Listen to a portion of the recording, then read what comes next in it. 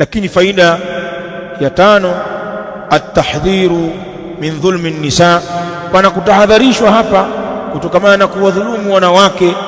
Tusiwafanyie dhulma wanawake, wana udhaifu kama alivyoeleza Mtume alayhi salam, istausu bin nisa'i khaira, nyinyi wanaume kumbushaneni kuhusiana juu ya wanawake kheri, mkikaa wenyewe kwa wenyewe ambianeni juu ya kuwafanyia kheri wanawake. Fa innahunna khuliqna min dhal'in, hao wanawake wameumbwa na ubavu bwana, tena sehemu ya juu ya ubavu iliyokuwa changa kabisa. Kwa hivyo msiwafanyie jazba kwenye kuwanyoosha, mtavunja huo ubavu kitumia nguvu kubwa na force.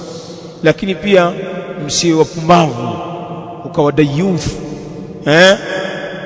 ukazembea kupitiliza, kama wanavyosema, kama mwanamke anakutia vijukuu sasa na kuletea vidole vya macho katika watu ambao mwanamke anawasuta na wewe mume wake pia umo. Kuna wakati anaamua na kunyari na kukusuta sawa sawa. Sasa usifikie ubwege huo, hiyo ni hatari, utaharibu